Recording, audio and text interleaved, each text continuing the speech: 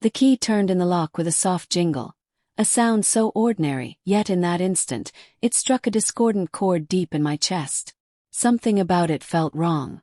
For the first time in months, a cold weight settled in my stomach, twisting my insides into knots. The familiar sound of home no longer brought comfort. It carried foreboding. From inside I heard Amelia laugh.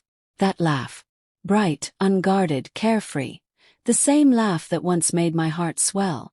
Now it felt like a blade slipping between my ribs. It clashed violently with the storm building inside me, a cruel echo of better days I could no longer return to. 6 months.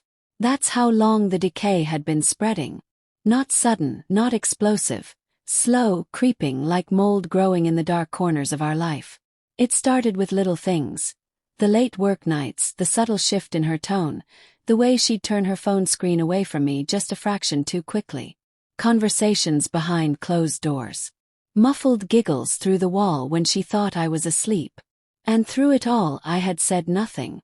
I had watched the love between us rot from the inside out, helpless as my heart shattered one splinter at a time in agonizing silence.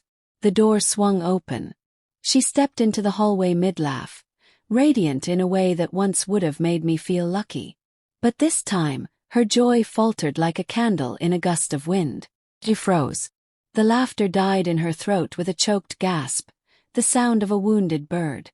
Her eyes, once sparkling with the light I adored, widened in disbelief. Then horror.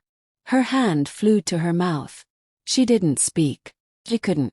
That look, that exact expression was what I had been waiting for. Everything I'd done, every quiet step, every moment I bit my tongue instead of screaming, had led here. Behind her, the bedroom door stood open, and beyond it, the display I had carefully arranged. A gallery of betrayal, each item chosen with ruthless precision. I hadn't just brought receipts. I had curated a reckoning.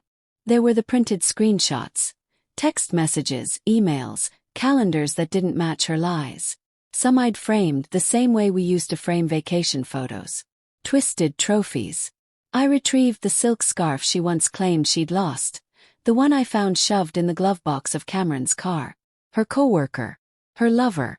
Next to it, a receipt for a cozy mountain cabin, supposedly where she had gone to care for her sick mother. And at the center of the bed, taped to the duvet like a final nail in the coffin, was the photograph. Enlarged. Grainy. Taken at night outside a dimly lit restaurant. Their faces mostly shadowed, but their bodies told the story. The touch of his hand on her waist, the lean of her head on his shoulder. It wasn't just friendship. It wasn't innocent. It was a betrayal written in posture, in proximity, in the secret smiles they thought no one had seen. She took a step back. Her face had gone pale, the blood drained completely. I didn't move. I didn't raise my voice. My tone was low, calm, unervingly even. The voice of someone who had drowned in sorrow long ago and surfaced with nothing left to lose. "Explain to me," I said quietly, "how you destroyed us, brick by painful brick, and still had the nerve to look me in the eyes every single morning." She opened her mouth, but no words came. Her lips moved, trembling like a puppet with the strings cut. She looked around like a cornered animal searching for an exit that didn't exist. I had envisioned this moment 100 times. The deceiver finally confronted with the truth they thought would stay buried. Her silence confirmed what I already knew. "Where is he, Amelia?" I asked, my voice sharp now, colder. "Cameron called in sick today. Funny, isn't it? I just spoke to his wife." She was surprised too. She flinched. The tears came then, hot, shameful, real. Her face crumbled. But I didn't stop. "He's not at work," I said bitterly. "He's not sick.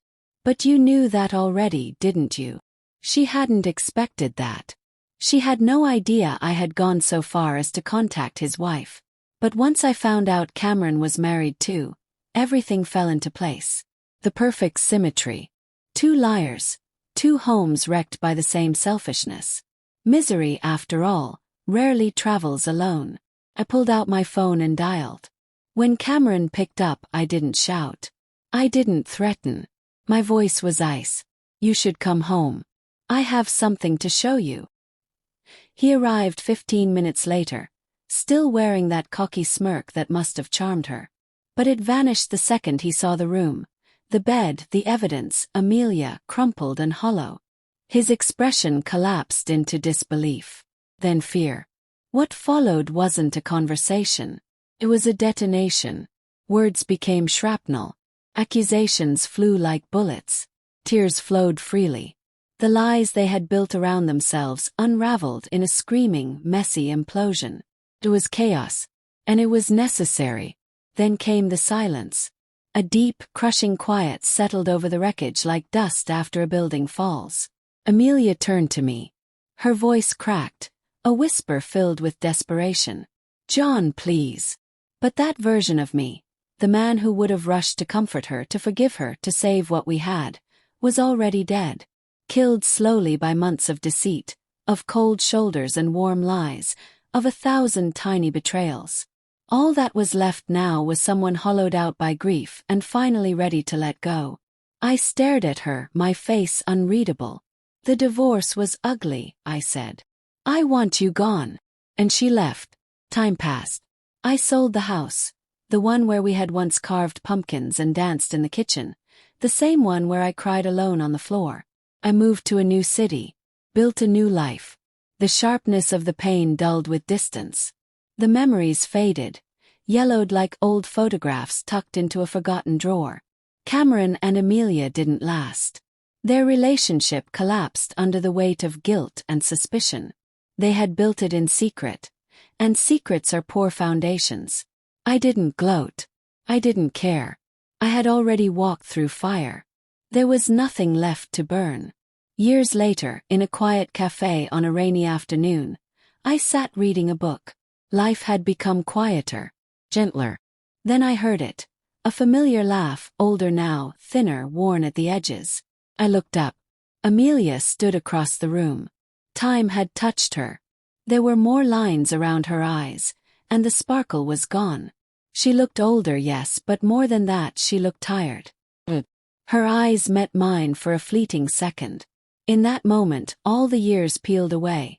The fight, the bed, the photograph. And then, just as quickly, she looked away. Shame darkened her gaze. Closed my book slowly. A small, tired smile played at my lips. There was no anger left in me. Only peace. I had survived her. I had rebuilt myself from the ruins she left behind. And in the end, that was the most satisfying revenge of all. I rose and stepped out into the sunlight, the warmth settling on my shoulders as I walked away from the past, and into everything that lay ahead.